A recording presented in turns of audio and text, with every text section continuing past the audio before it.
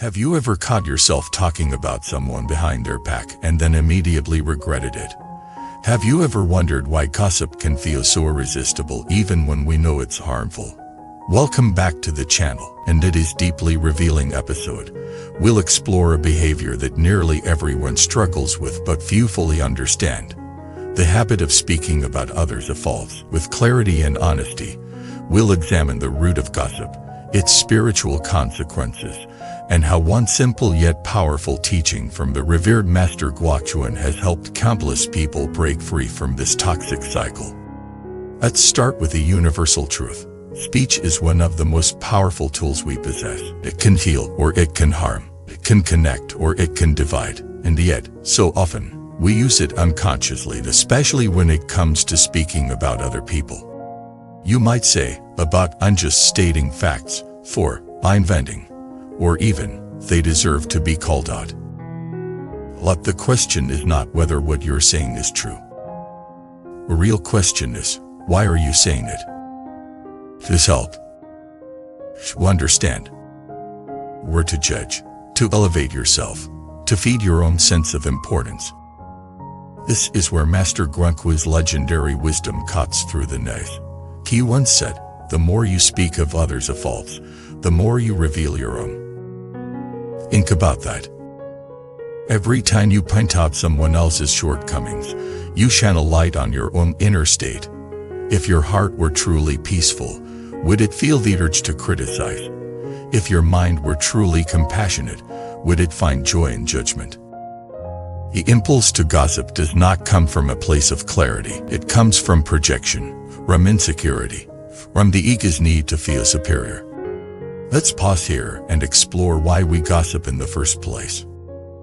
Psychological lie. Gossip creates an illusion of connection. When we share secrets or criticisms, we feel closer to the listener, like we are part of the same tribe. But this connection is built on exclusion, not inclusion. It's a bond created by othering, and such bonds are brittle, because the moment you're not around, you might become the next subject.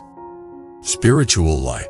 Gossip is a form of pollution. Every word we speak carries energy. Words of love uplift. Words of malice darken the space. When we gossip, we are literally creating a karmic imprint, not just for ourselves, but for those who hear us. We plant seeds of division, mistrust, and disharmony.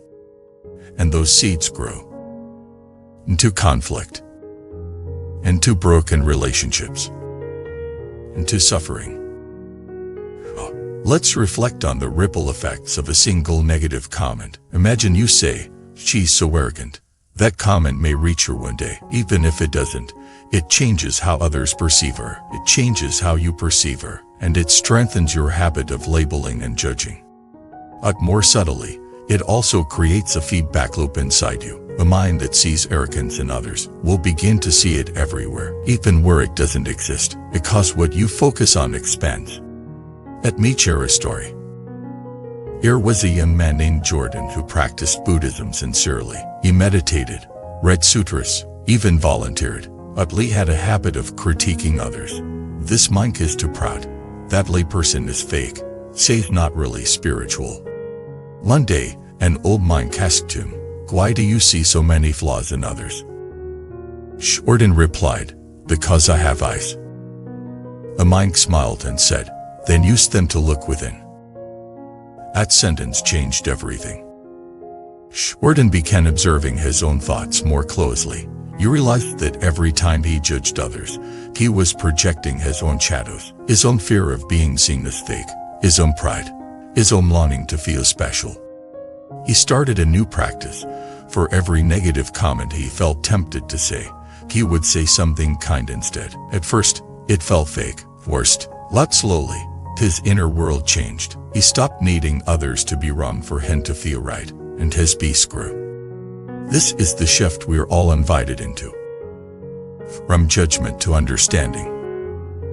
From gossip to grace. From ego to essence. Let's look more closely at Master Guangqin's life. He lived simply, spoke little, and radiated serenity. People came to him not because of what he said, but because of how they felt around him. His presence was his teaching, and when he did speak, 'Tis words blinded like lightning, wrecked, transformative. One of his disciples once asked, "Master, how do I know if my speech is harmful?" You replied, "If your words do not increase life, silence is better." That's a practice we can all adopt. Ask yourself, is what I'm about to say true? Is it necessary? Is it kind? If it's not all three, pause. Silence is not weakness. It's strength and stillness. And if you must speak, speak healing, speak truth that uplifts, speak criticism only when invited, and only with life. Otherwise, let your words be a blessing or be absent. Now, let's address a deeper issue. What if we gossip because we feel hurt, because someone betrayed us, because injustice was done? It's natural to want to speak about pain, to be hurt, to be validated. But there's a difference between expressing and gossiping. Expression seeks healing. Gossip seeks revenge. When you express, you say, "This is how I feel." You own your experience. You speak to someone who can help you process. When you gossip, you say, "Well, let me tell you what they did." You turn pain into poison. You pull others into your suffering. So share your feelings. Choose the right time, place, and person. Seek resolution, not retribution. Here's another story.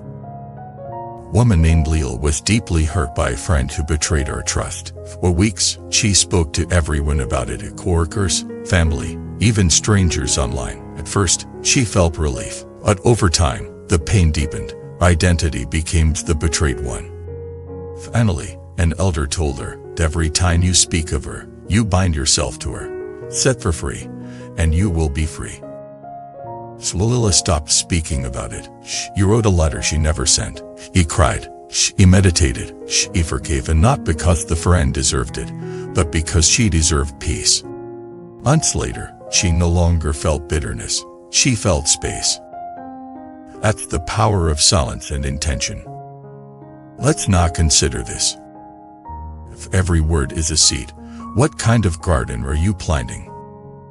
One filled with thorns of judgment, or one filled with flowers of kindness? Your choice is ours, every day, every moment.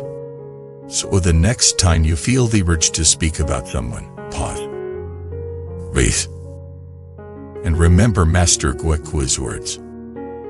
The more you speak of others' faults, the more you reveal your own. Let your speech reveal your wisdom. Let your silence reveal your strength. Let your presence reveal your practice.